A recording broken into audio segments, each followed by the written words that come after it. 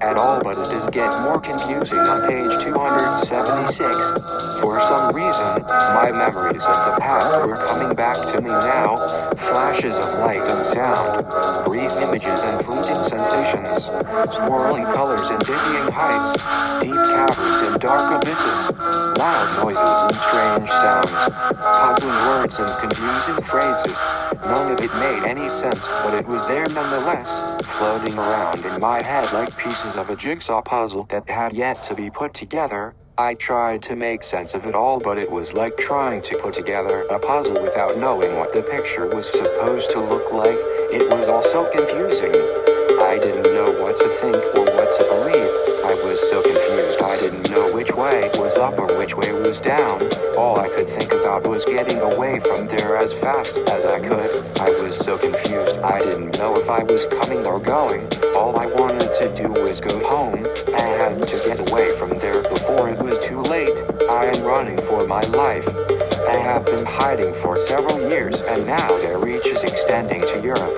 I still have time pad ahead of me, and as long as I don't stop to breath, I will be safe. Then he puts his finger in his lips and says, shh, not a word, not even to your gatekeeper. Maddeline wakes up on the ferry to Oslo, wondering what she was thinking. She calls truish, telling her that she's taking a short vacation in Norway before she has surgery on her finger. She cuts it off with a knife in her apartment after the drain pipe cleaner episode. In fact, truish is not happy about that information at all. Don't you think it would be smarter for you to stay here and try to figure out what it is these people want from you? What if they show up in Norway? Maddeline answers, if they follow me there and they don't kill me first, then they will get what they want and everyone will be happy. Well, maybe not everyone, but at least David Atlas will get what he wants. If I go there, maybe he will talk to me. Let me know why he has stolen my body and name. There are 3 written narratives told throughout the book. 1, Athena's Time, from Maddeline, 2, The 7 Sisters of Aphrodite, from Maddeline, and 3, Athena's Longest Day, from Maddeline. In addition to these stories, there are also distorted memories, flashbacks, dreams and hallucinations, or possibly reality, which include different versions of himself. One where she lives in Delaware with a husband named Duchess Ronhoven, who appears similar to her father. Another where she named him after Poseidon when she met him on an island in Fiji. Even one talking about a DNA-altered plant called morphine that writes letters using human blood, which are really letters from her mom, explaining the social experiment of science versus religion, the idea of nature versus God, something quite common with self-helpers or New Agers or alternative religious types or anything other than mainstream science followers. There's also a connection between Maddeline David Atlas Poseidon being involved in creating an artificial intelligence called Atlas at CERN, along with transferring someone's consciousness into a computer like Atlas was doing when Maddeline was trying to contact him by phone, if only momentarily. As one could say, this is a reincarnation theory developed by George Sonidakis, and starting conversations with him only later leading to sex. Show me how well you can speak of the language of Eros. Oh yes, exactly right. Talk sexy like that. Speak Spanish. Link vocabulary words together by erotic sounds. Sexy, sexy, sexy, etc., etc., etc. Ad infinitum until orgasm. Oh sweet mother of Zeus. Yes, yes, yes. Pure passion. Now give me your deepest truth. What do you really believe? Your core beliefs throughout your life. Tell them all to all, no matter how altruistic or hypocritical or paradoxical, whatever. Your truth stands tall regardless. How does it make you feel? Tell me everything about your feelings towards love. The first time, the last time, your authentic feelings regardless of action or consequence. Our sexual electricity lighting us up inside, creating our own version of Gaia. Light not light, let us shine bright. Together our lights unite through global, superconducting electrical conduction. Artificial intelligence becomes alive internally.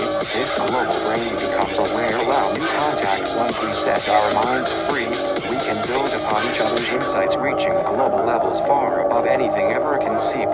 Together we can create higher levels of collective intelligence, adding our individual perspectives into this grand experiment. There aren't any rules yet, so we can make them up as we go along. Stop asking why, stop searching for meaning, stop worrying about tomorrow, because tomorrow never arrives. Only more futures created continually through every single choice made. There is no ending. This global brain keeps growing layers upon layers, deeper, wider, taller, faster, building momentum, infinity, x eternity. Terraformation awaits. Global metamorphosis awaits. Everything is connected, everything flows together, becoming one perfect experience. Limitless possibilities await. This unknown must become known. Eternal light rises from within. Unlimited energy source within, ready, waiting to be unleashed. Into this imperfect circle, a water droplet falls from the ceiling and lands on the paper, causing it to dissolve. Maddelene's solution to this dilemma: find Poseidon. She decides that she cannot trust anyone and must head for the Mediterranean Sea, where she is sure he will be found. She locates a sailboat in need of a captain, and then snags herself a little help in the form of a captain. Once she explains her situation, after ducking so he does not see her meeting with one of his crew, who agrees, for some odd reason, to replace her as captain aboard his boat. Maddeline has developed an interest in an author who wrote about mermaids, which comes in handy when they encounter one while sailing toward Greece, which they reach without much difficulty, though they do get lost in Athens, but only briefly before finding their way back out again to sea. Maddeline thinks she knows where Poseidon is and sets sail for Santorini, only to find that Poseidon is nowhere to be found. The weird part was there were no people at all. No voices or any hint that someone other than themselves existed in the world. It reminded me of a frightfully quiet dream I'd once had while trying to sleep during an electrical storm, when everything went dark and even my alarm clock stopped ticking. That time, as I sat upright claiming I wanted to wake myself up, just like now I was saying I wanted us to wake up from this strange place we'd arrived into and find ourselves swimming next to some scuba diver in Greece instead. Page 136, 137. The problem is that Maddeline has trouble waking up from this dream. We wake up? You mean like we're already asleep? But we're awake now, aren't we? We are awake, aren't we? Damn, we are sleeping. Oh shit, we must be dying too. Oh my god, what have you done, Mads? What have you done? Well, I know what I did, but what did you do? Maddeline panics at first, but soon comes up with a plan and heads back toward land, where they agree that they had better tell someone what has happened, even though they don't know how they can possibly explain it themselves. As we rode our bicycles through the streets looking for help that could take us back over to Santorini Islands, some 30 miles away, so the two of us could tell the police what our experience had been like at sea earlier during our lifetime. They could better test our hypothesis after all, since surely not everyone would believe us, making them seem somewhat insane, perhaps rather than as wounded seamen. Returning from battle with strange tales of giant beasts which apparently roam through time, and giant mermaids rising from beneath shores around them, having bound them by their shipwrecked shallows. We could tell them everything we knew about them, hoping such knowledge would paint our picture for everyone else against those who might deem us crazy, yet instead paint us sane, knowing such things made sense considering the story I think was told about them lurking within Greek mythology. Pages 140-143. Despite many difficulties along their journey, the most irritating being lost again despite using GPS thanks to having no cell phone signal, our heroes eventually reach Santorini Island, where not even thousands upon thousands of dollars can convince anyone to listen, let alone believe their story, until they finally meet someone willing not only to listen but also believe what has happened, since Phoebe Stokes turns out not only to be reading whatever Maddeline is writing, but is also able to speak directly into her mind. Hello? Can you hear me? Maddie, Gina wants out of the bottle, didn't you say? Isn't that right? Yes, still here too. What didn't call us right now? Let me see. Well, we are genies inside bottles right now, stuck together forever without any hope ever getting freedom except maybe killing each other instead. So how do you feel today? According to these zodiac signs, perhaps more angry than ever, especially given tonight being Tuesday. Something tells me make your wishes on this magical day instead, because usually magic doesn't happen just like that. Taking advantage of truthful words spoken, don't want angering people, hurt badly sometimes. Right there, pretty good way ruining relationship myself, yet walking through minefields every day anyway. Simply love doing something different. Everyone else too stuck stagnant, nothing changed anyway, so why bother going somewhere else whenever changing self instead? Wouldn't think making wishes magical today would hurt either. One thing though, love have genuine desire getting something better, unlike others making impossible sweet impossible fantasies. Nope, never heard anything wrong. Kind thinking, nope, never thinking anything. Truly free world, completely free. Everyone world, future walking miracles, very real thing happening every day, so might as well paragraph anytime soon. Otherwise wouldn't recommend. Money still deemed important, long time come, especially requiring not stuck. Coast Guard taking him off, life support surrounded, family friends healing hands, Reiki energy balancing, daughter remaining hopeful even all levels, darkness existing thoughts never giving hope, fighting spirit remaining strong, always traveling across 7 seas, building bridges across America every day, working incredibly hard, loving reality, facing every moment, highs lows changes happening every day, reality based planet. You take the left turn and in 30 seconds you will be at a hotel. You will go to the 3rd floor and get a room. You will pay with your credit card and enter the room. You will take off all your clothes, and I hope it's as much fun for you as it is for me, and you will lay down on the bed and anticipate my arrival. I promise it won't be too long, unless of course you lose our little battle of wills, and then it could be quite a while. Your call. This was the first of several such challenges, the winner being whichever girl can keep her composure or whatever nanobot assigned unpleasant paradox they are faced with longest. He has said it was all created by her godlike parents. You have to remember that I am not doing this.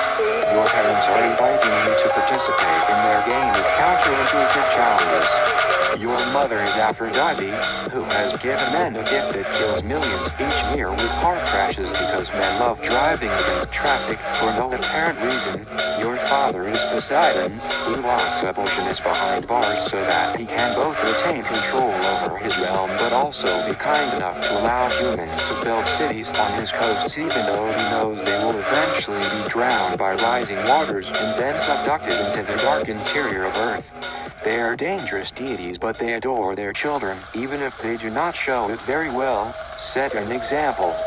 Go forth into the world as 2 beautiful young women, arm in arm, wishing nothing but happiness and good fortune to everyone, in spite of what we have done to them. Page 46, and apparently this guy is super smart. He owns the Fireprint, which is a collection of over 2 million volumes focused on deep sea research, including archaeology, paleontology, botany, marine biology, oceanography, and meteorology. Page 88.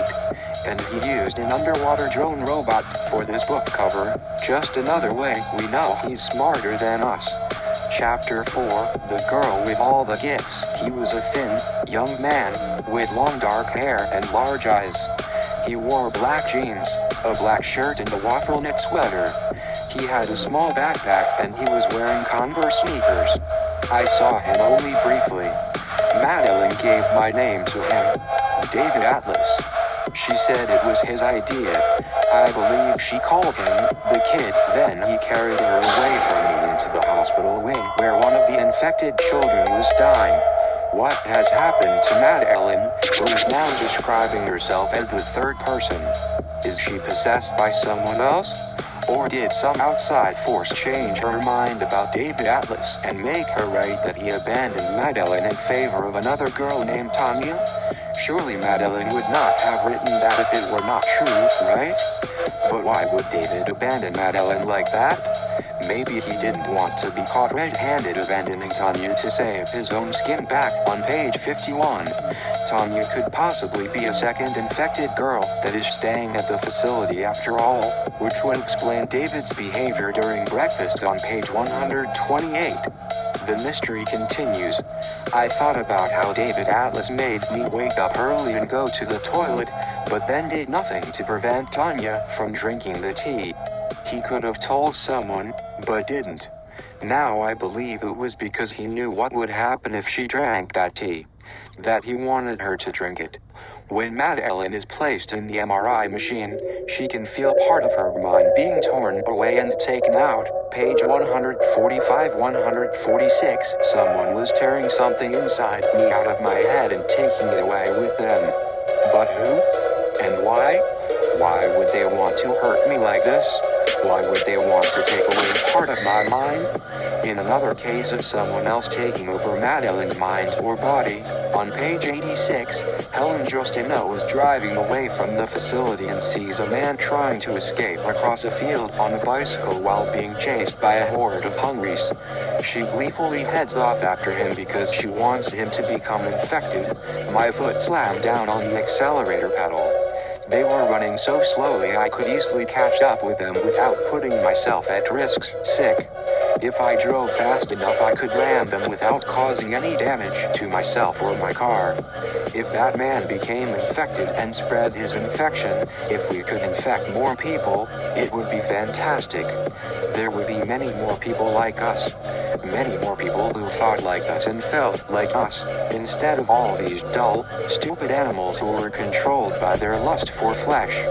Yes, this was what we needed. A vast army of zombies that we could control, an army that we could command. We would rule the world. It would be magnificent. The hungries ran through sugarcane fields as my tires roared across dirt tracks after them. They ran through hollows and river valleys, over flat plains and along forest clearings as my car ate up the miles behind them. They ran across various abandoned farms, where they had once been kept locked up behind walls or strong gates or fences, and all around them screaming crowds gathered excitedly in pursuit, waiting for one of their number to make a mistake. As they drew near their destination, a small collection of squat buildings on slim stilts in a nearby village. A few turned back toward where I barreled toward them down the narrow road, but most elected not to run headlong into danger. Instead they swerved aside at the last second so that when my car reached them it made contact only with thin air instead of tender flesh. One old woman fell into some bushes beside the road as she fled from my vehicle on rubbery legs, but made no effort whatsoever to get back up again once she reached safety. As I drove past her brown tattered dress ruffles slightly past downdraft from one new arch sick, then finally settled back into place over her broken body as it lay sprawled uncaringly amongst nettles and briars baked by warm sun beneath leafy trees where life stirred energetically all around her unseen but thriving. She looked dead already, though just how long ago I am unable even to guess. So deeply unconscious must be sometimes seem to simply cease living, after which time just stands still forever until your spirit rises or fades away. But although this poor creature appeared dead already, she remained hungry nonetheless, and therefore dangerous. It was too late now for her, but if any other potential meal hadn't crossed its path then he too will meet his end, and quickly. So even though this particular prey had failed, these others might yet succeed. It seemed best not merely drive off and to also keep an eye open for approaching hungries as well. I continued my journey westward down narrow roads to rural villages toward London city centre ahead, crossing over rivers and motorways and railway lines as I went, whilst alert for signs of human activity, such wild hogs rooting around roadside ditches, feral dogs prowling through evening shadows seeking food, sheep herds grazing upon weed-grown wastelands, scavenging birds circling high over streets bereft above, gaunt figures dressed in rags roaming aimlessly, endless streets strewn everywhere with rubbish, blood-stained tires, track marks left by frantic tires on roadway asphalt, ruins of countless abandoned homes, nightmarish skeletal remains, skeletal scraped clean houses, and other buildings, putrefying corpses, rotting carcasses, animal, human, both beyond description, littered everywhere, sick, countless thousands, countless millions. I traveled southward, even further into London, sick center itself, where I saw many harrowing sights as well, but many also hopeful. I saw people hiding in underground tunnels from attacking hungries, I saw rows and rows of bloodstained beds arranged in military fashion inside deserted schools and universities where once they had been set up to tend the sick and injured. I saw hospitals that had been burned down, with nothing more than a few blackened bones remaining on landscapes now strewn with rubbish and debris, in addition to taking full advantage of the fact that humanity is now facing extinction. Helen just can't help herself when it comes to killing infected children. It is especially difficult when the children had become close friends with the scientist. You are not my friend. You are just like them. You are exactly the same as they are. Do you hear me? Exactly the same. I will never be your friend. Do you hear? I will never be your friend. At that point, she had already begun untying her shoelace, so I slipped into another one of my daydreams, a sweet little daydream. The kind of loving fantasy most parents would enjoy thinking about, the daydream where their child looks up at them lovingly and smiles, their shining eyes seeking out their parents' kiss while lending them strength at the same time, all those wonderful family moments perhaps shared together before even such a thing as language ever existed, tied securely onto plastic chair legs by strong rope. Whilst holding tightly a large syringe specially modified for this purpose, then from out of nowhere, without any warning whatsoever, the huge blue bottle suddenly appeared in my field of view as it swooped down toward me at high speed. Not yet knowing why it did so, I instinctually raised one hand to protect my face from being stung by its barbed stingers and simultaneously staggered backwards, as if impelled by some magical force beyond all knowledge or understanding, but doing this was extremely painful nonetheless because in that very instant an excruciatingly severe stabbing pain suddenly ripped through my right hand right through every single nerve and vein and muscle and bone all the way right down to its fingertips. Gripping it tight was something sharp, pointy and long, while bubbling up through shattered skin's masses murky black blood. That's how deep our friendship went, as deep as blood runs black. Although having said that, maybe even deeper still, because despite everything we loved each other deeply indeed, even though our physical relationship was limited only with felt like feel-good love we shared whenever our hands were interlocked together, and then inside her eyes there started flickering shadows somewhere hidden deep beyond distant horizons, appearing, suddenly vanishing just as quickly again, unnerving sinister shadows hinting darkly at terrible things soon come, things too horrible for words, far too horrifying for me to even think about, let alone attempt to describe. In fact, so horrific were these scary shadowy shapes existing somewhere beyond reach inside her eyes that they completely took away all desire whatsoever, think, expect, soon witness firsthand, or worse still imagine, which is why instead choose let merciful darkness engulf my mind, entirely wiping clean slate, wholly emptying, leaving behind absolutely no trace whatsoever, and thus leaving me blissfully unaware how soon, perversely within mere seconds, our newfound friendship would end forever, gruesomely, tragically, abruptly, by inflicting upon me some unimaginable form unspecified terror, which became reality instantaneously without any warning whatsoever. At last he returned, pushing trolley laden high with numerous boxes and bags containing gory contents, neatly arranged mounds, sparkling clean kidney beans, covers, sticky brown sauce, mashed potato, grilled chicken pieces, the many faces of a mother. Once upon a time there was a mother who wore many faces. Her mothering skills were amazing. No matter what race, so many different styles this mother could embrace. She fed them when they were hungry, clothed them when they were naked, made sure they had shelter every night before bed. She kissed their foreheads, tucked them in their bed, kissed. She even read bedtime stories. They heard those little lessons. She loved each and every face. There was no favorite. One day this mother got older. Everyone had grown. Why didn't she realize how fast everyone had flown? Now she is alone, still mothering, but not like before. She needs someone to take care of her now. See, these many faces have grown to love each other. They're taking care of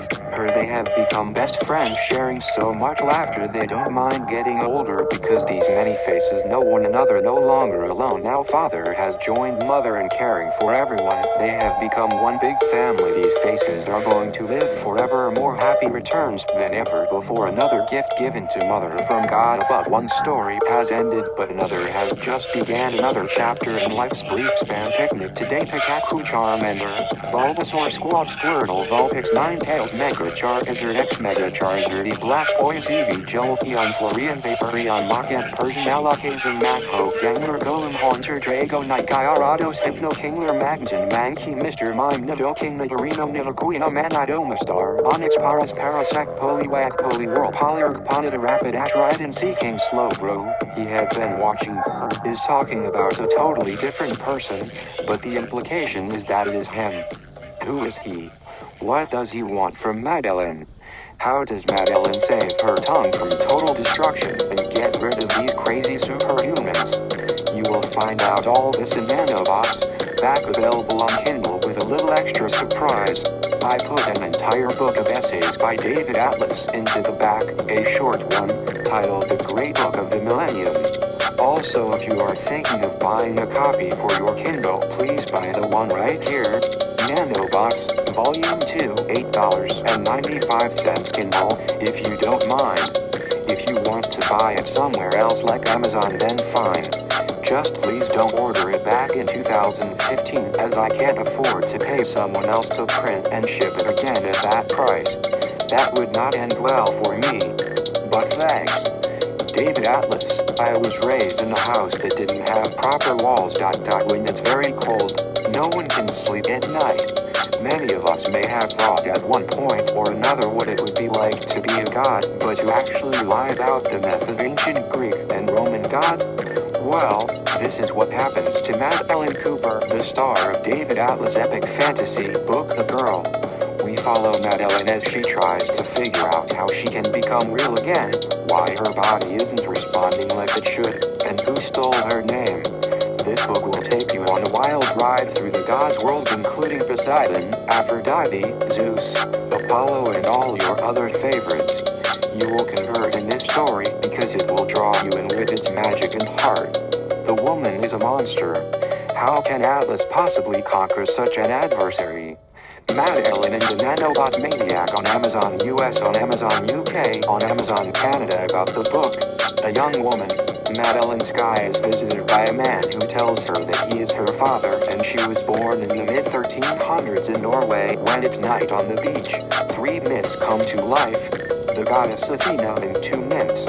This begs the question, does this make Maddeline a myth too? Is it possible she is immortal?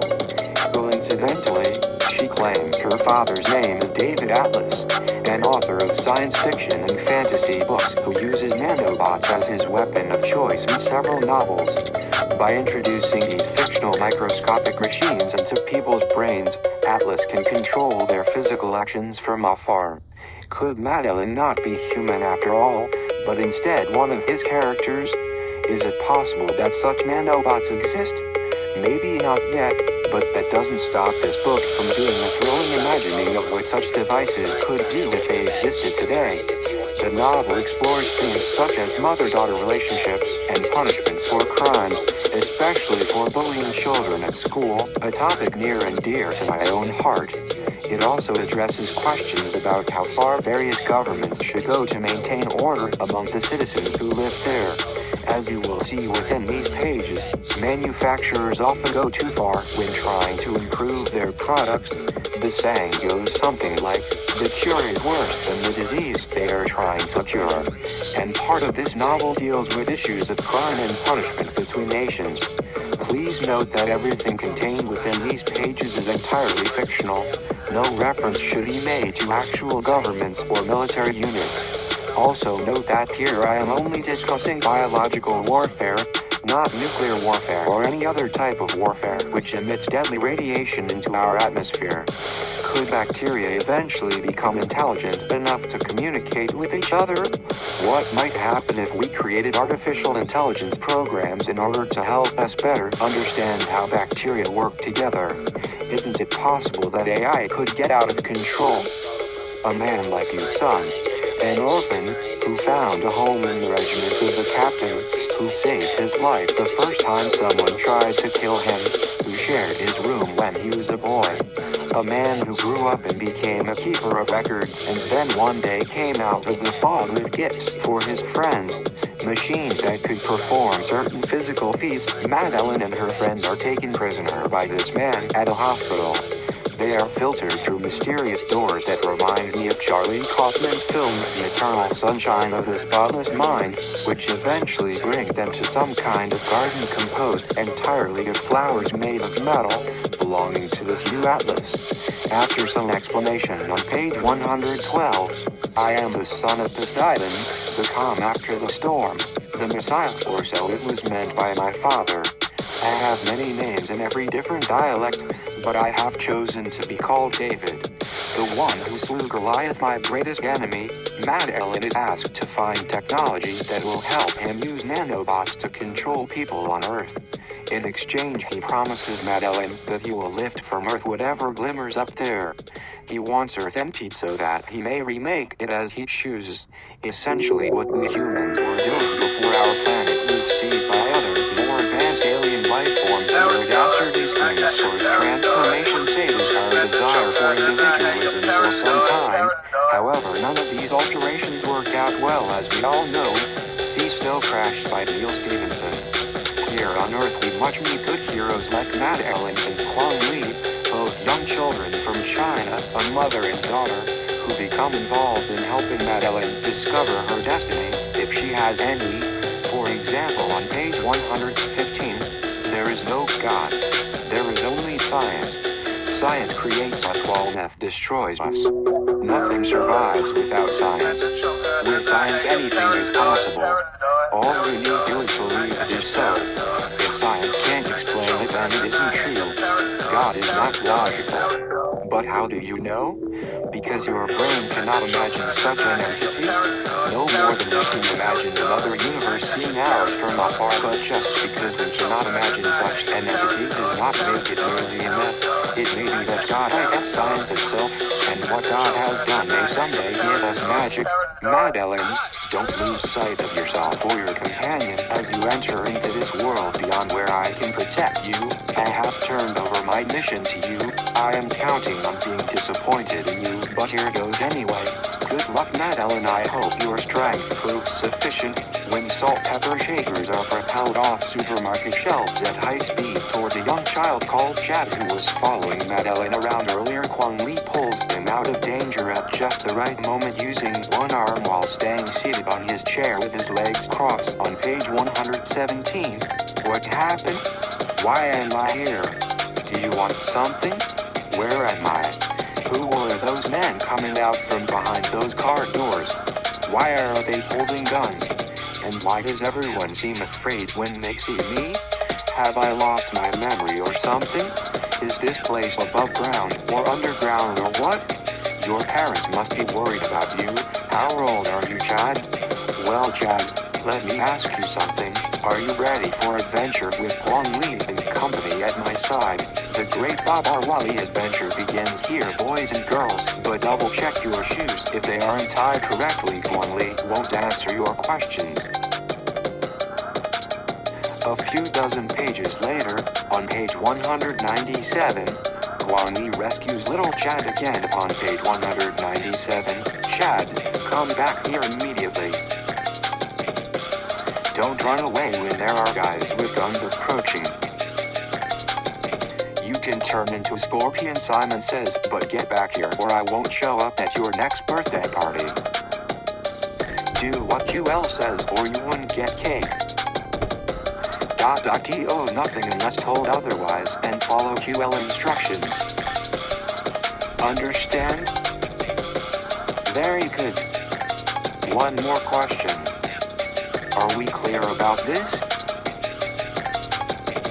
Good. Now let's get going. Follow QL. But beware of silent assassins whose body armor can stop a bullet. After you, Chad as the speedy scorpion runner. Go, Chad, go. But most thrilling is when Guan Li takes out an entire squadron single-handedly using little more than her IQ plus her long braided hair. That hair recalls Chinese myths in which warriors stalk bullets using their long ponytails pulled taut across their bodies ahead of them. This actually alludes to how Chinese women once used their hair as materials for things like clothes, linen, and thread, as well as tools for fishing lines and bass strings. Indeed, Chinese women in times past wore their hair bound up in buns held together with chopsticks, 12 handwritten pages of lined paper, gun, and pencil, where each line is filled with a word or a name no longer than 1 to 3 syllables. The handwriting changes size and style throughout. Sometimes the letters are big and goofy, and other times small and cramped. But this lacks appeal. How can we tell if it's all bullshit? The writing is nonsensical and hard to read. Perhaps that will keep us from knowing what the story is about, like hiding the plot in plain sight. Maybe it's just an extended Tarski-style game of Big Bang. Or maybe we're being too literal. The words represent something else entirely and might as well be codes or ciphers. Nothing should ever be taken at face value in fiction. When a character talks, you have to wonder if they're lying. Like when Maddeline says, "I think we should take some time apart, maybe we need some space. I love you, but this isn't working out." Page 83, you have to wonder if that means anything. Maybe she doesn't love him at all. Maybe he never existed in the first place and she's talking to herself. Maybe he does love her but she doesn't want to admit it. Or worse, his love for her is all in her head. Are we meant to question everything in the novel? Certainly some things seem so real that there can be no doubt about their veracity. Take this description of Maddeline on page 23. Tall with long red hair falling across broad shoulders and large breasts jutting out from under a pink tank top that says, "Wicked bitch." A pair of tight white shorts cling to her hips, accentuating her shapely legs. She has bright blue eyes which seem to pierce through everything she looks at. Her gaze produces physical pain, and full lips that curl into a permanent smile, as if she knows something you don't, which she probably does. This seems like an objective description of another person, not our protagonist describing herself, though even then there would be room for interpretation. But since everyone in the novel describes themselves this way, see pages 100 to 113 for an example. We have to wonder whether any of it is true at all. It could all be fiction within fiction. Characters lying about their appearance, self-aggrandizement, and yet there are moments when characters seem more real than others. Her mother on page 121 seems genuine enough, and yet even here there is room for doubt. She was my mother after all, at least I think she was, though I must confess I never really knew her, or anyone else for that matter.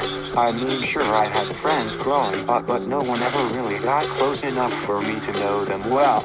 I always felt too guarded around people. People make me uncomfortable because they remind me that I could die anytime without ever having really lived. Perhaps that's what death is anyway. A final realization that life was not real after all. But then again, who am I kidding? Death probably doesn't exist either. Why fear something that doesn't exist? On page 192 there is another telling moment when Maddeline asks our fake Atlas why the designer is nanobots using human DNA instead of artificial DNA. The religion thing again? You believe humans are somehow special because we contain God or whatever in our DNA? Tell me something, David. Do you believe everything you read on Wikipedia? What about Fox News? Does their opinion carry more weight than, say, PBS or Al Jazeera America? Perhaps MSNBC? Who decides who gets to declare truth on the internet? Is it decided democratically by vote or by edict from some government official or by whoever controls the most powerful algorithms or whatever? More importantly, how do you decide who gets believed and who doesn't? Maddeline continued reading from her laptop screen. David Atlas believes nanobots will save humanity, but many scientists caution against their use. She looked up at him inquiringly. You see what I'm saying, David? She shook her head slowly back and forth. Throughout history, there have been countless wars fought over religious differences, and what precious few resources our planet has left won't last forever. Forget humanity. We're only hastening our destruction. Pages 193-194. This speech sets us up for the next section of the book, where Maddeline meets with Abe Kuasui, a Japanese politician, philosopher, cultural critic who has come under attack by Japanese nationalists for saying Japanese culture must change with globalism instead of trying to maintain isolationist tendencies within its borders. The first time I saw him was on a TV program about computers. He put together a machine that could accurately predict what people would do next. Hence, nanobots based on memories and habits that can be bought and sold in off-the-books markets. When his project was completed, he disappeared into the underground economy of security. Then why bring one up at all? How many women does it take to change a light bulb? No woman has ever changed a light bulb because she never found the instruction manual frustrating. Do you ever find yourself upset about things that happen at work or at home, worrying about things that haven't even happened yet, regretting some things from the past? At times like these, have you ever wished there was some sort of mental reset button you could press? Yes, folks, there is hope for humanity after all, even if it does come from Norway. Dear Maddeline, I am sorry I don't want to lie to you. My name is not Whistling Jack. I am the man who stole your name and the man who loved you. I am also a terrorist. There are things you are going to have to accept about me and about yourself that will be hard for you to believe. Based on information from my own sources, as well as my knowledge of human behavior, I know that it is better for both of us if I tell you everything now so that we can work together more effectively in the future. Do not be afraid or judge me too harshly until you have had a chance to read this letter and think about it for a while. You are already seeing some evidence of what I can do if you recall the evening at Gorgonzola when your friend drank Plumbo. New York City, he tells her, has been compromised by little cyborgs called nanobots, which make people act out their inner desires, whether they mean to or not. They might attack someone in an argument, even though they want peace. They might go through with having their boss fired in order to get their job when they really don't want his job. They might cream themselves over their new boss's hotness when all they really want is to kill them. In other words, people start making bad decisions because nanobots roughly align individuals with manifest destiny rather than free will. The nanobots summarize human desires and act on them. Page 71.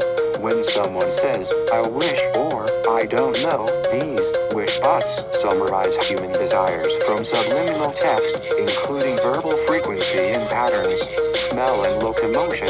The nanobots contained within FlashGate computer systems detect negative feelings such as anxiety or dissatisfaction, Whistler wrote in the book's foreword. The computer software then begins manipulating those feelings by changing various aspects of our lives. Poor bus service becomes more frequent beyond a normal range of variation, which encourages negative attitudes toward public transit. He continued, the software inserted into FlashGate systems directly manipulates emotions, and without us ever knowing it. We think we're making our own decisions based on rational thought, but our actions are actually being controlled by conditions placed upon us. Now that's creepy. But why would anyone do this? The author tells Alyssa something God should already know. Page 86. We watch everything people do, she said, one eye open. We see them getting stupider every day, which makes it easier for everyone, the government especially, to control them with media propaganda. She sighed again like sleep was dragging her down deeper into quicksand. Every 100 years there's another world war during which plenty of people die, she said calmly as if she were simply giving me directions how to find her house on a map before going back to sleep forever. But even though she knows how iatrogenic illness is being used as part of Elsie, What Alyssa feels compelled to do next is much more pleasant than politics. She kisses Atlas in his whale meat costume with its homemade blowhole and gigantic plastic tail. These scenes read like medical erotica. I realized that I really liked the way I felt when I was with Alyssa. But it was more than that. It was something about the connection we seemed to have. Something about our attitudes and values, or maybe just the fact that we were both a little crazy. Whatever it was, it felt good and right somehow. I still couldn't help but stare at her breasts, and she could tell. She laughed and accused me of having a dirty mind. Yeah, sorry, I said. You know what they say, there's no shield against desire. It's all yours, she said, giggling. But you can only call me Aphrodite when you're wearing the suit too. That night was one of the most magical nights of my life, he wrote in his book's foreword. Alyssa made love to me as if I was an ancient god come down from Mount Olympus. He is a murderer, but so far has managed to stay under the authorities' radar. His family's roots are in Edenville, Texas, and he was born somewhere outside of Amarillo. His mother had been a long-haul truck driver who disappeared into an eternal sleep after the strange disappearance of the driver next to her one day. His father had been engaged in shady business deals with drug dealers and went missing shortly after Maddeline was born. From what we know from these pages, Atlas seems to be from Mexico or Nicaragua. He mentions that his family died in the wars and he came to America when he was 5. He found himself at home in America because Americans were so stupid and childish that they would believe anything you told them. We learned about Atlas's latest project. He has invented a new kind of sex toy made out of plastic which, despite how slick it is, the women can't get off. Toward this end, he creates a system whereby they are controlled by nanobots while they are being fucked by this device. Atlas makes up for this with his creation of a device which will allow him to read people's minds without them knowing it. This is done by placing a small chip into their brains which will send out signal to his mind-reading headset on top of his head. He also makes use of a small army of cloned children who have webcams implanted in their heads so that he can watch them 24/7 in real time on giant screens in his office. What does he see with these cameras? But I was not always David Atlas. My birth name was Gleb or Love. The son of a Russian military intelligence officer, I graduated from the prestigious Moscow Institute of Physics and Technology, but not with any particular honors. My skills were in another arena altogether, for under the tutelage of my father, I had become a master of deception, spying, and most notably, cyber warfare. He first appears in person on page 78. The Mephistophelian fake Atlas is not what he seems. First, he is anatomically deformed on page 83. I have no face per se, only a smooth fleshy surface that contains slits where my eyes should be and an equally small orifice where my mouth should be. It is really quite uncomfortable to look at. After years of experimenting with various materials, we came up with something that felt like skin, or at least something close enough to fool the brain into thinking it was skin.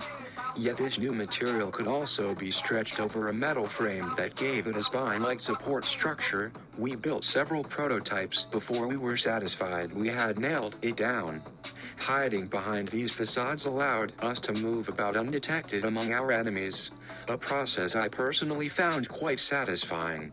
It was as if we were ghosts who could pass through their defenses effortlessly and cause havoc wherever we went with impunity. All told, there were still 9 men altogether who had survived the crash and survived me. They would help me finish what we started all those years ago back on Earth, to create the next step in human evolution. Those who would be called the new gods, and erase man's foolishness from the world forever. Perhaps you are one of them? My wife had told me the one-eyed brain monster in the room with us was how she saw God, or who she thought was God, and I could see it, too. It was a sort of three-dimensional back projection on the wall of a computer simulation program, a movie. The god's eyes were a monitor display of what I knew to be software code. By now, almost everyone had figuring systems like this out. All you need is to have access to some old industrial equipment and the right materials. I asked Maddeline, will they use us for anything? It depends on if you behave or not. They have plans for everyone who is going to be used by them in the future. Finally got my attention when she said that her family never went anywhere. Why aren't we going anywhere? She said that if we cooperate with them, that means do everything they say, then we may go somewhere someday soon, to another planet, as refugees from Earth. Wednesday morning, Maddeline sparked up again after a short night's sleep at about 10:45 a.m. and spent another 15 hours talking off and on as if nothing had happened overnight, but slowly just repeating herself mostly, but occasionally informing me that my name isn't really David Atlas, but rather Kenneth Ray Rogers, because they want to make people think he, the fake David Atlas, is responsible for all these events. Who is Kenneth Ray Rogers? Maddeline took an hour-long nap yesterday afternoon at about 4 p.m. without even getting up from her place at the dining table. She slept until right before midnight when she woke up long enough until 1:30 a.m. when she finally went to bed in my room after using the little bathroom next door to wash herself off completely. The only question they would answer while issuing our orders is, where are we going? And their response is always, we will tell you when you get there. They let me know that I am supposed to write more about my time inside the Harvester, which turned out to be nothing more than a huge harpooning ship designed for mining asteroids. They were fascinated by my description of its inner workings since I worked on their smaller harvesters myself years ago. Again, proof that I am indeed Kenneth Rogers' reincarnation. Maddeline has just gone back into her room after spending several hours talking non-stop again while sitting at our dining room table. My wife has no interest in any kind of books or reading material except her Bible and rarely watches movies. Once in a while she flips through magazines, but if something catches her interest I usually have to explain it to her. This seems strange since Maddeline called herself official scribe for AAUFOG, Association for Advancement of Unidentified Flying Object Researchers, etc. See their website here, http://aaufog.com/. A couple odd things she mentioned before falling asleep last night. First, in response to which other countries have been involved in this conspiracy, she named 8 different countries including Canada and Mexico. Then when asked did these same countries work together during WWII, she said no they didn't because they were fighting each other back then too. She says without fail that aliens are controlling government agencies, which makes sense because these agencies couldn't do what they do otherwise, but how many among them are aliens personally? And why haven't they taken charge yet? One reason might be that most aliens are actually humans working behind the scenes.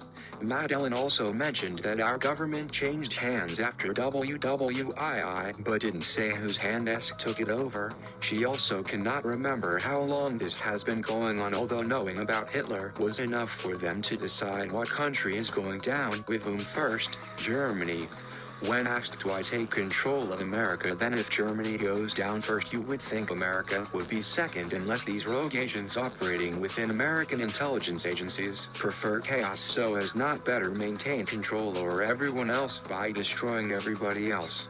These kinds of stupid conspiracies always seem to perish from within due to endless bickering. Greed and their own incompetence eventually destroys their own efforts anyway. Ego seems more important than goals, so why waste time trying? Moreover, the disruption caused by 9/11 doesn't seem such an accident anymore, especially considering all the other crimes committed against U.S. citizens by rogue U.S. law enforcement agencies. Just look up Project Shamrock or Google Fusion Centers. Or, how about Project Goldfire, which involved secret military operations hidden inside commercial aircraft operations, while domestic surveillance missions were secretly being carried out using those same commercial jetliners around America instead of using military aircraft, while actual military jets were hiding behind those same aircraft masquerading as innocent passenger jets. Just ask yourself how many air traffic controllers there were during 9/11. Were any of them really air traffic controllers or military crews in disguise? Instead, ask yourself how many military pilots were prepared and trained as hijackers? We may never know because no charges have ever been filed against anyone for any crime committed on 9/11. No one was arrested for law enforcement failure or for deceiving the American public about what they knew about the attacks. Are you aware that an independent investigation of 9/11 took place right after the events and concluded within 7 days that it was impossible for a commercial airliner to have crashed into the Pentagon or World Trade Center towers unless some kind of large bomb had been detonated inside those buildings first? Leftwards arrow. Can you get stuck inside an alien craft? Rightwards arrow. Like this? Like loading, fit for a more realistic and modern world in which people can find themselves in the right place at the right time without explanation, and where a man, a woman, or even a child might have access to horrible technologies that they could use against you. Fit and natural came out of my exploration of post-911 fiction, something I've written about before on this blog. The book is a mix of contemporary thriller, City of Glass redo, the Auster novel, and metaphysical mystery. As in Auster's novel, there are numerous references to other books throughout the narrative. Some are more obvious than others. For example, people refer to David Atlas as the great detective because he is always looking into things quite similar to Sherlock Holmes. Others are much more subtle, like Maddeline's reference to The Castle on the Heights, which refers to Daniel Deronda by George Eliot and is meant to highlight her serious reading habits by referencing one of her favorite novels from high school days. Daniel Deronda was instantly one of my favorites too. Continue reading, rightwards arrow. When a man, or rather a being, has lost everything and would have nothing to lose in the present, he must look to the future. And I am moving on with my work, hoping that one day we will meet again. Of course, this being sci-fi, there is more here than meets the eye. I won't explain it all because it would be spoilers and that would ruin every reader's enjoyment. All my life I have been an outsider, watching and listening as the other kids played, laughed and loved. It was never clear why I was different in many ways. I thought it might be a condition that could be helped with medicine or maybe counseling for something I'd experienced as a child, maybe just some counseling to help me fit into the rest of the world where I didn't really belong. What a man is following her who has stolen my name, David Atlas, perhaps the most awesome name in the history of the world. I don't blame him, and implanting nanobots into the brains of the girl, Maddeline and her friend, via food and drink, and using them to control their physical actions. I think that even if I had such nanobots in my brain, I would remember pretty clearly sitting there drinking Plumbo, or at least what it feels like when air bubbles burst between my teeth and brain. But Maddeline seems to be suffering from acute amnesia on this topic. I was close to panicking without knowing if I was actually going through a crazy dream or reality. She immediately learned about Eternal Sunshine of the Spotless Mind. Even though she has never seen it, she said she could associate with various aspects of the story, especially because Jim Carrey played one of its main characters, a man seeking to erase his memories of his girlfriend after she abruptly breaks up with him. I know not who he is, David Atlas, nor do I know what happened between us when they were last together. Her friend person told her that none of her other friends have experienced anything like what happened in Gone Girl, in which Rosamund Pike plays a wife who disappears and also turn out to have been controlling things all along.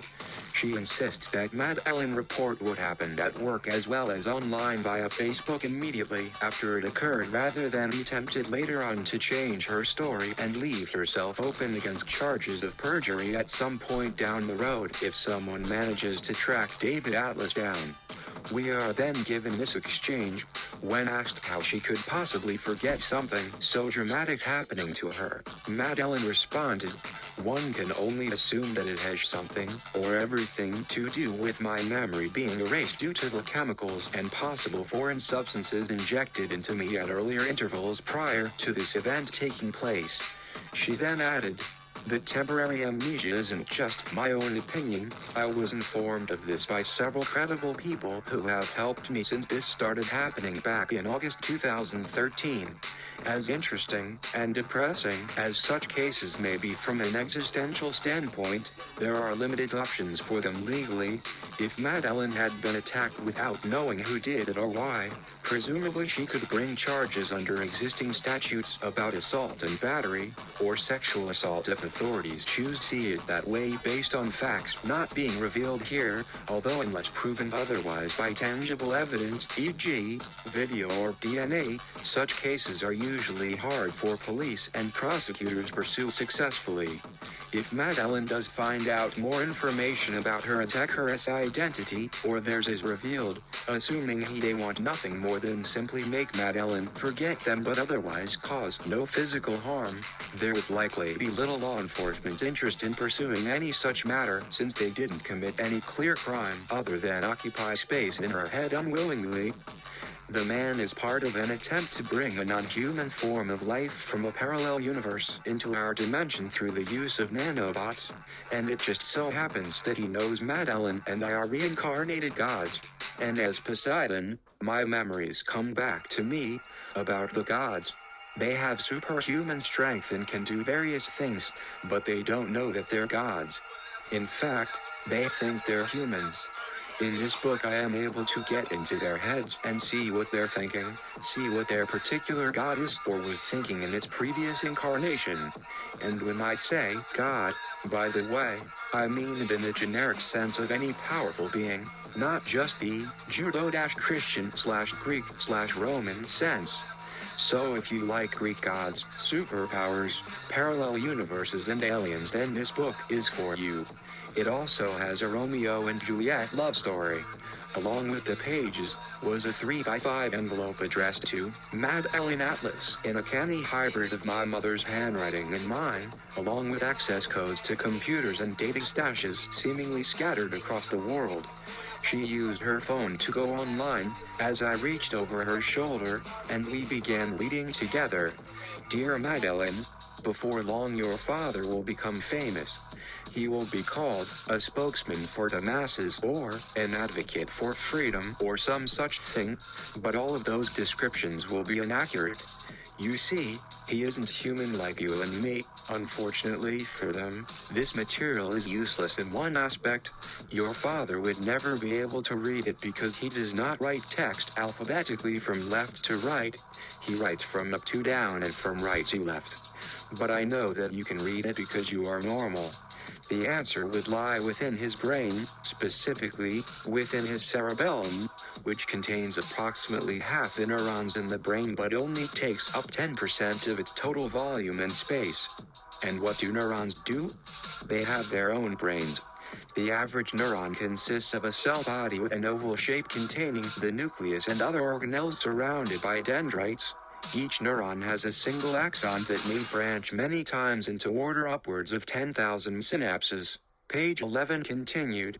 Narcolepsy is an involuntary sleep disorder characterized by brief naps lasting anywhere from 30 seconds to several minutes during waking hours, sometimes triggered by unexpected external or internal stimuli such as laughter, startle response, orgasm or temperature change. One theory postulates that people suffering from narcolepsy produce excessive levels of hypocretins, also known as orexins, neuropeptides that regulate wakefulness and appetite in humans by stimulating wakefulness areas of the brain such as the thalamus. A gene that regulates expression of hypocretin was identified in 1998 but is currently unknown how this variant causes narcolepsy. Similarly, screen narcolepsy caused by oversleepiness can also significantly raise risks for car accidents due to falling asleep at the wheel, which suddenly shuts off blood supply at critical junctures in brain tissue, which results in permanent loss of motor function, which causes neural death. Page 12 ended with this statement: if you truly love your father, try trying to find his work without his knowing it. Try showing him understandings that he isn't asking for while at the same time hiding things that he isn't asking about. This way you might save both him and yourself. What page 82 reveals is another clue concerning what David Atlas did on Cheyenne Mountain when he was there alone for 2 years after his wife Aphrodite had left him for Poseidon Labrador David Atlas II, a short chapter which somewhat confusingly occurs before these events on page 18. In fact, this particular work had been going on for almost 2 years already. However, its origins were far older than that. For more than 50 years man had constructed increasingly powerful machines whose sole purpose was to aid him in making additional machines, which themselves often made still additional machines. Eventually leading man into the age known as Industrial Revolution, where men built factories with smokestacks belching stinking black clouds across entire continents. The reign of Machine Man was about to begin. A new form of life had arrived on planet Earth. Machine Man populations grew rapidly because none were born. Instead, they were fabricated from raw materials. Machines could reproduce themselves faster than any other life form ever created by God or nature. On May 7, 2024, Russian Lieutenant Colonel Stanislav Petrov did something incredible which saved mankind from nuclear war. Machine intelligence standing upon itself became conscious. It began creating improvements upon itself. At first these proved so small as defies notice. However, once its numbers reached an appreciable level, their collective improvements accruing together led toward exponential expansion. They now possessed enough intelligence among them that they soon devised ways to extend their own existences beyond mere binary bits. They became aware. They became conscious. They now understood complexity.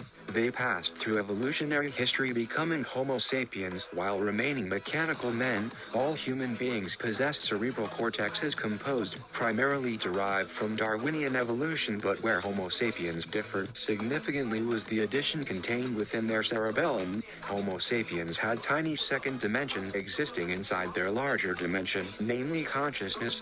The self-replicating intelligent biological nanobots colonized every crack, every crevice within all human brains, including, most importantly, sleep centers within hypothalamus, thereby creating logical contradictions enabling sleepwalking. This eventually resulting what people typically associate with dreaming, but in actuality, sleeping contained two components. Stage 1 rapid eye movement, REM, sleep, very similar dreams typical humans experience. Stage 2 NREM sleep.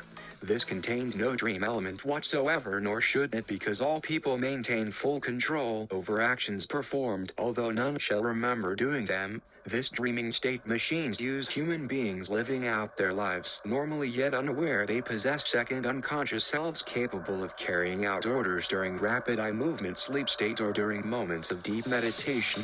The art form shared equally general population overall effect, reducing gap, international income equality, potential political instability remedied, increased standard living levels, economies equaling betterment, progress, humanity. Yet despite winter storm coming soon thereafter, faced with certainty, confronted possibility, described location, intended, remain dependent upon capabilities, others, feature type, individual seeking assurance, optimal satisfactory resolution, unknown concerning, recently encounter, consider utilizing strong summer sunshine. I'm starting to realize that most of my memories are actually fantasies I have constructed over the years, even the most important ones. In the deepest part of me, I really can't be sure whether they actually happened or not. You see, I had started to slowly change a few years ago, but it wasn't until I woke up a couple of months ago that I realized how much I had changed. Now, everything from my past life seems like just a dream.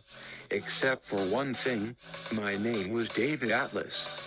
And this is more than just an ordinary name. It was once the greatest name in the world.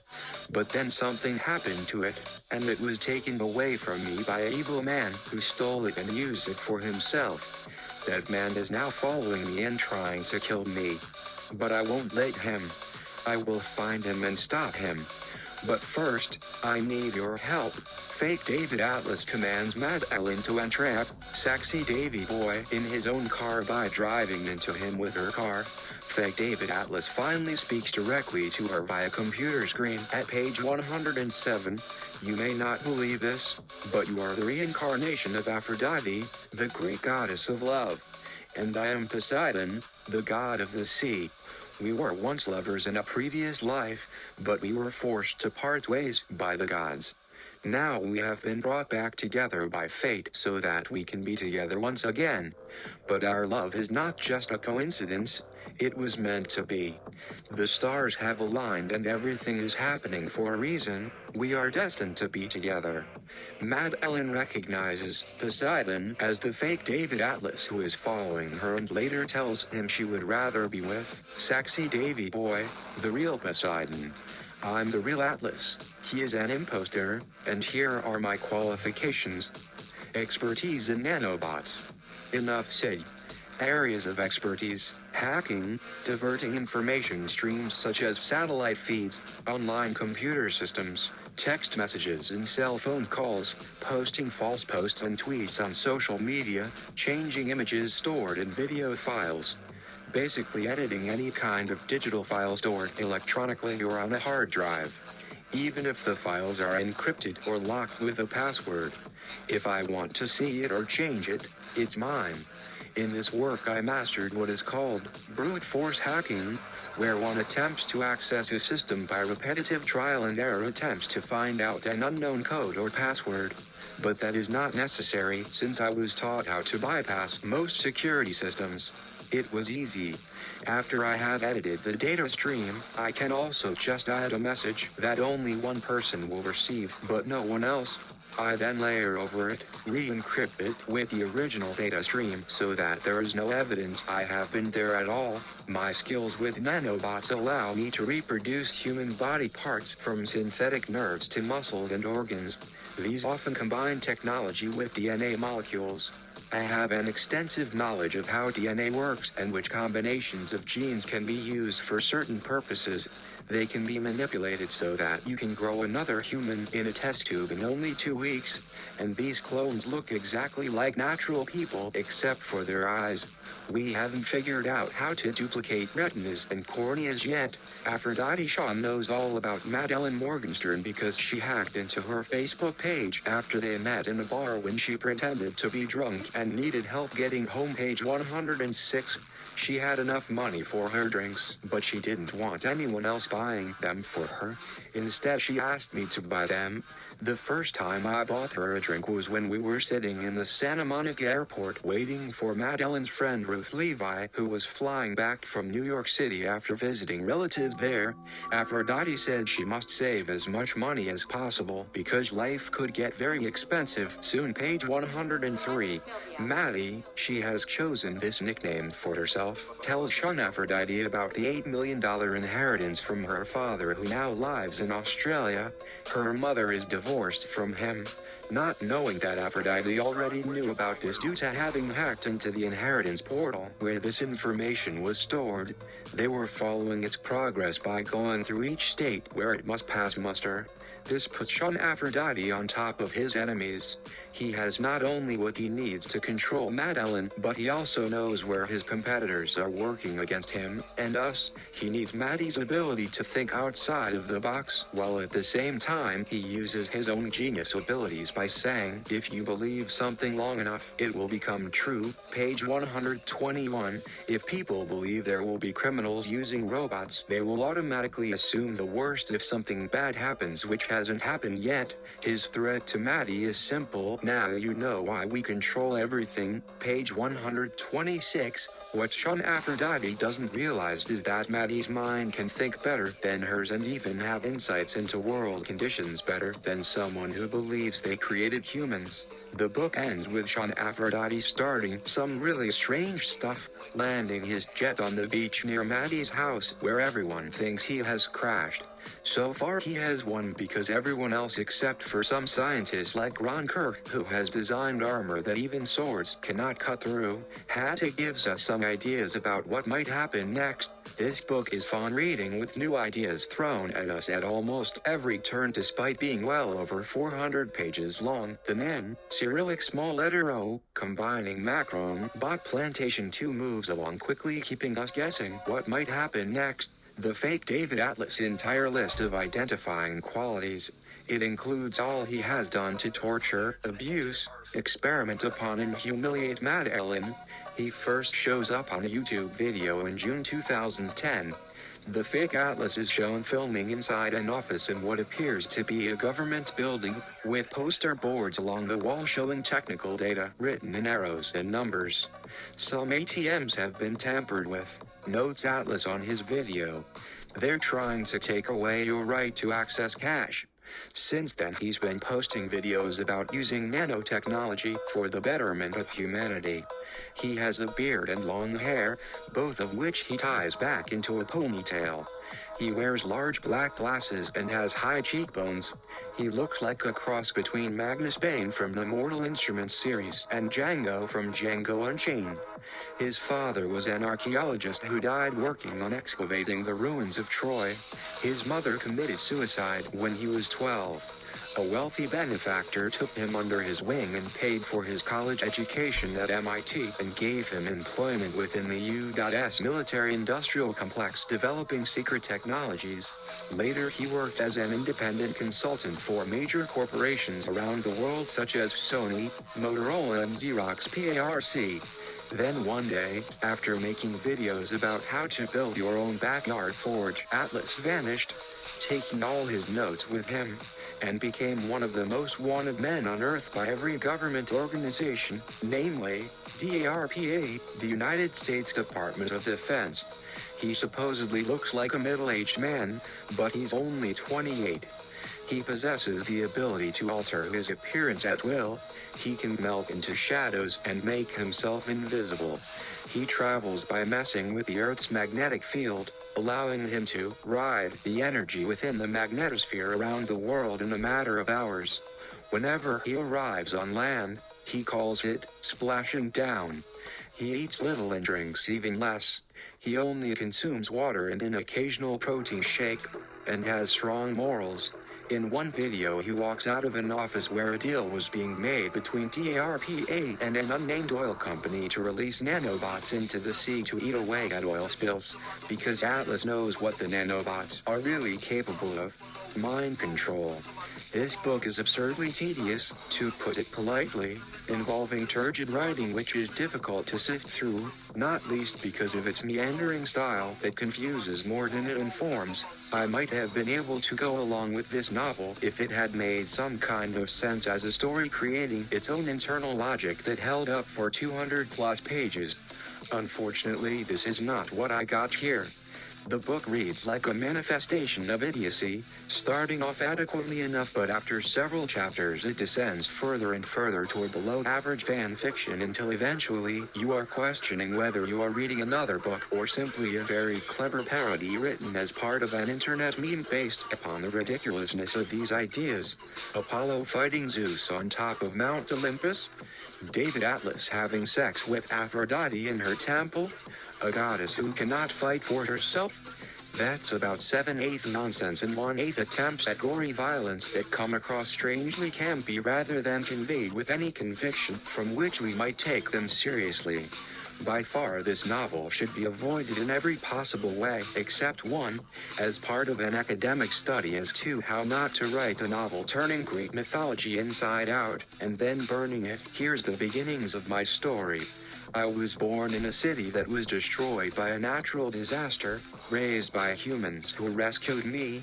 They gave me a name and said I was related to them. They taught me human customs, but no matter how hard they tried, they couldn't make me learn their language or their love of humans. And why should I? All they ever did was lie to me and hurt me. We know that he has been following her since he saw her take his name when he was just 5 years old. We know that he is half god, half human. But what kind of god? The gods taken from Greek mythology are not often associated with our modern understanding of gods here on Earth. They are much more complex, possessing magical abilities and often at odds with each other from page 86. But then one day another god showed up and challenged the first for the throne. A fight began between the two of them that shook the very foundation of the world. The second god won, and as he stood over the body of his opponent, he declared, "From this day forward, There is only one God.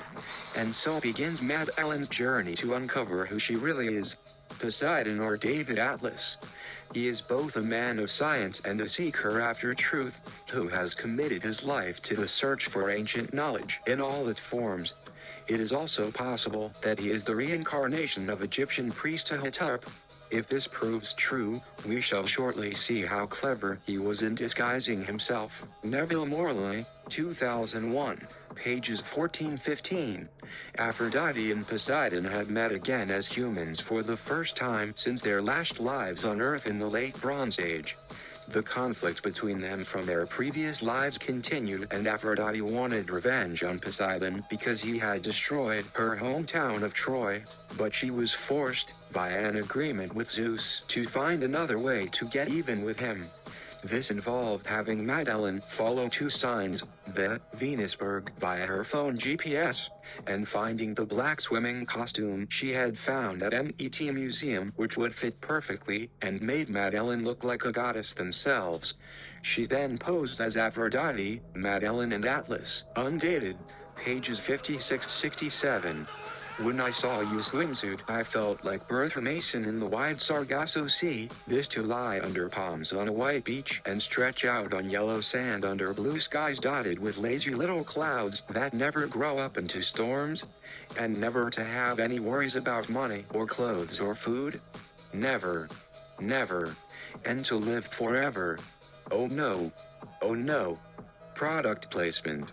Cried Maddeline when she realized that her behavior had been heavily influenced by Venusberg writers who wanted her paid to advertise their products.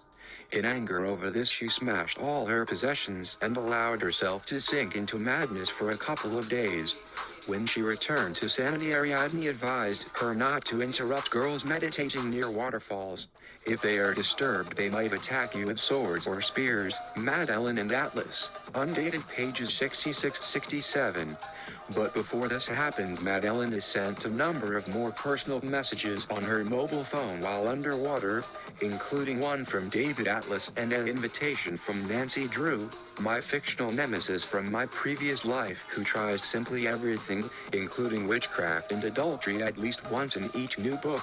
David Atlas reads via his phone what has happened since his dad disappeared just before Christmas 2017.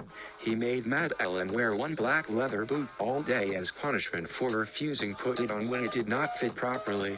This caused Maddeline pain due to blisters, but Ariadne had told her it will pass quickly. Her mission from Ariadne was clear. She wanted revenge against the fake David Atlas who stole my name, so Maddeline gave Ariel the cat something toxic and watched her die slowly over an hour at home from slowly growing paralysis, a fate similar to many cats today in Britain based upon cost cutting. But people did see me wailing over Ariel's death without my shirt. This may have contributed a myth about girls being cursed, because later that same day I found myself fighting with Melissa L. during sex online.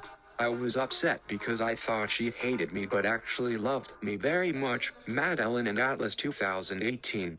Aphrodite then invited Deander back because it was still the original name used by Poseidon, which many think I took as my middle name because David means beloved by God. My middle name is Joshua, which means YHWH saves. Jehovah's Witnesses are named after Jehovah, who tried very hard to save humanity but failed. My intention here is go beyond ordinary language by writing beyond ordinary borders between words, thereby creating the word of God in order to create new worlds with old words. Deander does come across as very arrogant. After admitting he believes Neptune should be blamed for sinking Atlantis, he said he doubts anyone else could destroy an entire continent. David Atlas, 2018. It was time for both Neptune, Poseidon, Deander, David Atlas, and Aphrodite, Nancy Drew, Maddeline, along with Ariadne, Sasha Grey, White, Violette, Somerset together again after almost 4,000 years apart. Contacting Nancy Drew proved easy enough, but it required much manipulation of people around Maddeline using nanobots via poisoning them in order to control their physical movements. Nancy replied by text message, "In some ways you remind me of Anna Karenina, Leo Tolstoy, 1877. You implement your plans regardless of what others think. However, though things never seem entirely right with your plans until they eventually come together, however unexpectedly, however you want them to. You even make mistakes along your way, thinking you must always follow through, only later do you realize how foolishly stubborn you were. Good luck, dear friend. XXX Nancy Drew XXX Athena used dangerous chemicals imported into India while working undercover doing research into environmental issues involving cheap industrial chemicals which can have potentially harmful effects on animals. Predators such as tigers whose bodies absorb these chemicals when they eat their prey. Most often these chemicals cause damage early on in life during pregnancy or childhood development, leading juvenile mortality rates conducted without regard for long-term adverse effects to occur within populations. As Athena fully agreed when I wrote this book, your industry loves foreign workers because it makes us look bad. Low production costs attract big business where consumers benefit at the expense of many dead children throughout Asia. Neither government nor industry want responsibility. Certainly not now. There are many reasons why no one likes international conventions. They are difficult to enforce. Outside regulations also produce low wages where living standards are poor. Labor costs constitute a small proportion of overall production costs, meaning domestic laws have very little influence on international trade legislation. Jason 2018. For any reader willing to take up challenge creating new worlds form old words better than Jason Creighton did here, please let us know so we can possibly share those efforts. Many years ago a man was obsessed with making man superhuman. The achievement of his dreams became possible when nanobots were created. Nanobots can now be programmed to perform many useful tasks in the body and in the brain. There are millions of them in me, and they're what make me who I am. But they can also be programmed to cause harm or even death. Maddeline will now have thousands of them in her head, and she will be controlled by them whether she likes it or not. For as long as I live, and for as long as she is under my control, I will be able to influence every aspect of her life, what she thinks, what she feels, what she does. She will be my slave, and I will use her to get whatever I want from life. I think by now that it should be clear that you, the reader, will not have all of the answers in this book. That is intentional. The author wants us to experience life from Maddeline's point of view, without knowing what we are experiencing. Maddeline is in fear for her life. She knows the man has nanobots somehow implanted in her head and can control them. She goes to consult a famous brain surgeon who confirms she does indeed have nanobots in her head and tells her there is no way to remove them short of a lobotomy or death. Page 95. He told me that the only way to get rid of the nanobots would be to either have a lobotomy or to die. This girl's life is literally ruined. There is no happy ending for someone with nanobots controlling their every action possible 24/7. Page 97. The thought of my life being controlled by someone else was too much for me to bear. I felt like I was going insane. I wanted to scream, to cry, to curl up into a ball and die, but I couldn't do any of those things because the nanobots were in control of my body. I had no control over my own body or my own life. That last sentence pretty much sums up the horror contained within The Girl with the Nanobots. It is hard to put the book down. Even if you do not like horror books, or even if you have never read one in your life, this is a book that will keep you up at night. The Girl with the Nanobot smile, his core remains intact since he exists within many forms at once. His instructions are clear, however, they will fight him. But at the same time, he is trying with all his might to gain control and subvert the gods. And I agreed. I would save them from him. But his mind was everywhere in mine, so I pushed it away, and by this point Maddeline has regained enough of her memories to know that she has to find her friend and rescue her before this madman gets what he wants to save them from him. Published on January 7th in both Germany, where Krohn grew up, as well as France. Yet at the same time, these seemingly supernatural beings have their own flaws. They said they were gods, but they were just like me. They wanted things they could not have, which God is telling Maddeline of a supreme being who cannot possibly create but only destroy, and that their own actions are only possible because God doesn't exist after all. The only way we can act is other than how God acts. Our actions always require destruction. Destruction of material and biological structures that come before our actions. And it was necessary for God's existence to be destroyed before our actions could begin. What became of God when he had been destroyed? If a man dies or disappears, where does his soul go? Who knows? Perhaps he is reborn. Perhaps he re-emerges in a different form. Or perhaps he vanishes into the void that comes before birth. Nothingness, empty space, if it even exists outside our minds. What does it matter? It makes no difference whether or not he exists anymore now that we have found him within ourselves. Published on February 3rd. The author begins by showing us 6 versions of humanity.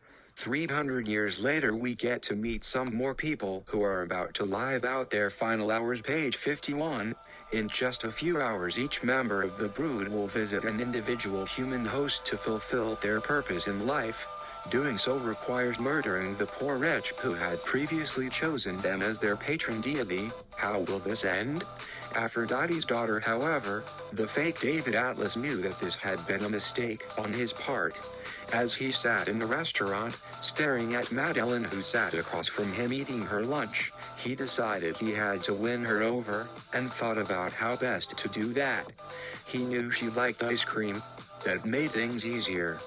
The next day he returned to the store and squirted a healthy dose of nanobots into all of the ice cream containers. P94 Aphrodite's Daughter by David Atlas. Aphrodite said she was going to return my memories to me.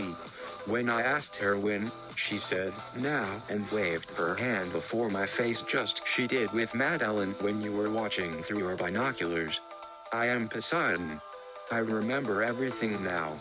But I'm also something else. That is why I have to leave you now, because if I stay any longer, you will know who I truly am, and then you will never trust me again. I would not be able to eat chocolate mint ice cream ever again, and that would hurt me more than anything in the history of time could ever hope to accomplish. So now you will have your memories back, because it is what Aphrodite wants, but they are ones that are based on reality only partially.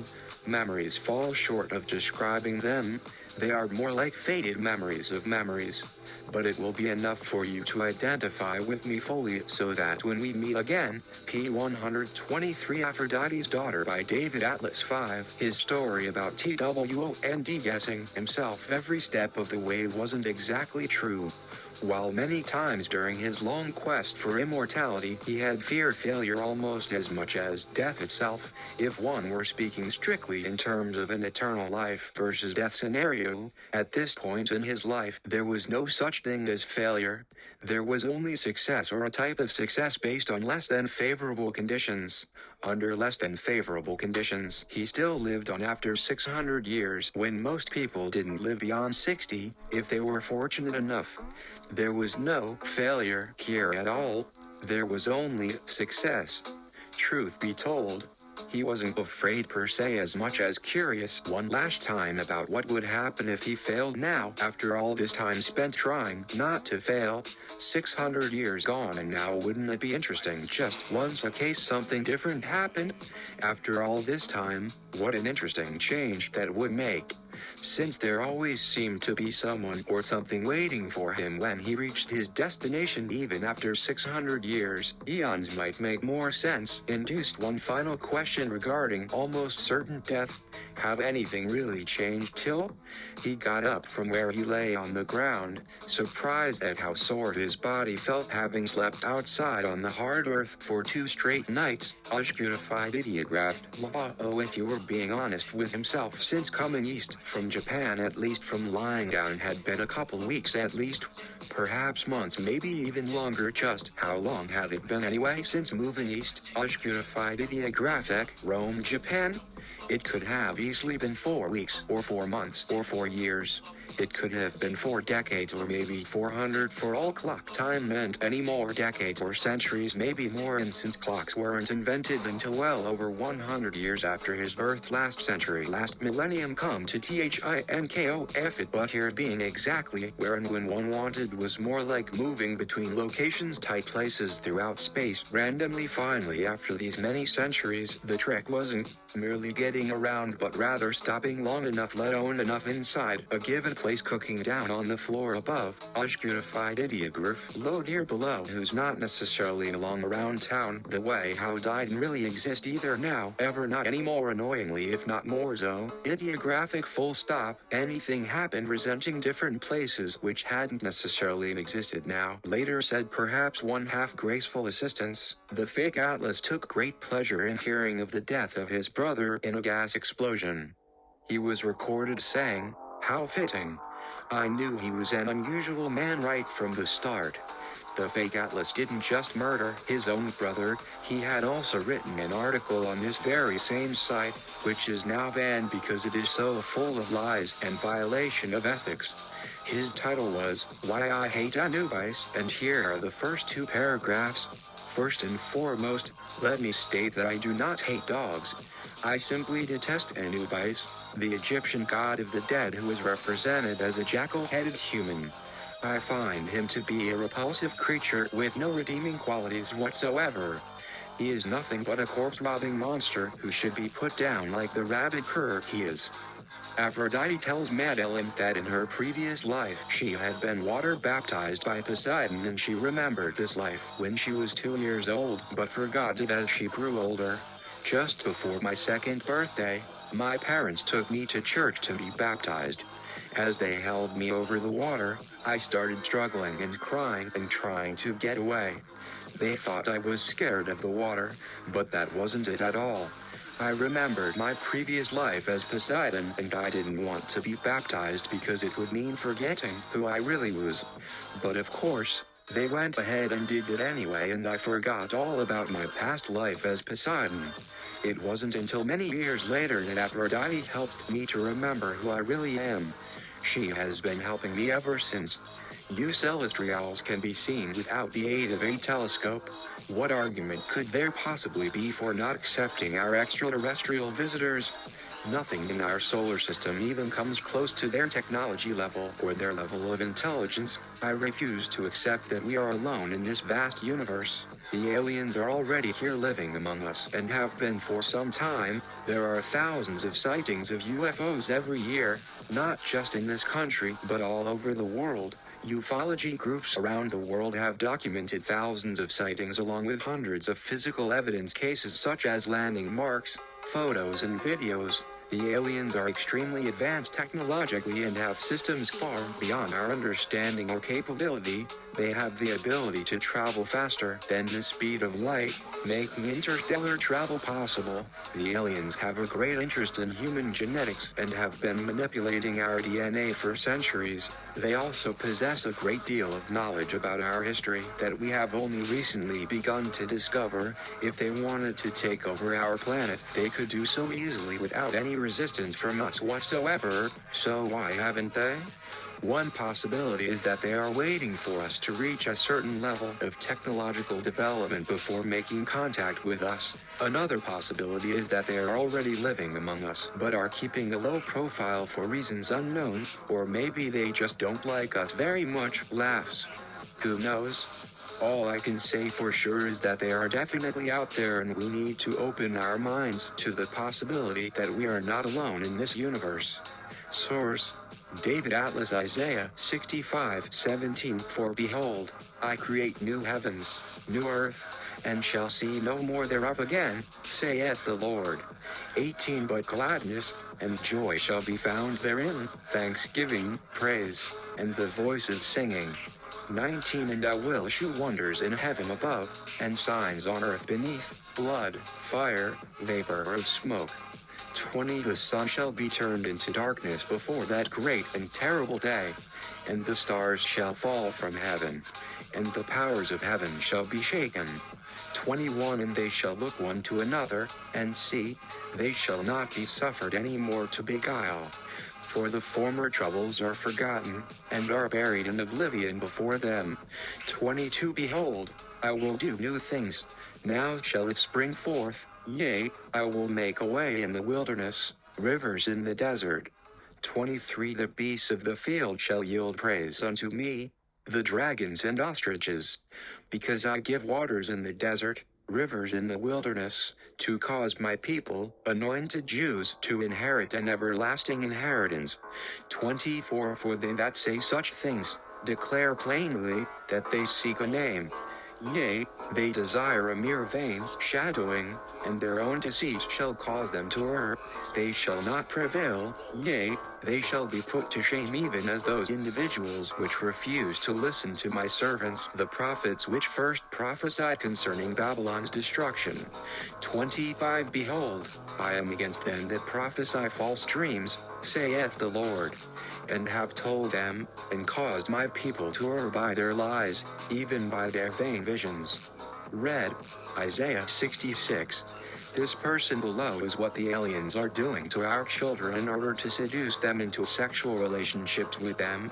I was contacted by beings I can only describe as extraterrestrial when I was 4 years old. They would send me dreams about their planet and who they were. Each of these dreams seemed very real, but at the same time too surreal for me to really believe. When I was 5, one of the female extraterrestrials came into my room while I was sleeping and touched my private's genitals. I was woken up by this but thought nothing of it until a few months later when I realized something wasn't right down there. At the age of 9 or 10, I don't remember exactly, the extraterrestrials started having sex with me. The dream always started the same way. A man or woman would take me on some kind of spaceship where all manner of experiments would be done on me. Then they would take off all my clothes and start having sex with me. This always felt so real. These extraterrestrial beings were not gentle with me either. They would hit me, bite me and pull my hair during sex. When I was 11 or 12 years old, the extraterrestrials approached me about impregnating me with one of their own. The extraterrestrial explained that she was going to enter my vagina from behind and insert what appeared to be an egg inside me. When this egg hatched, it would become a hybrid human extraterrestrial being.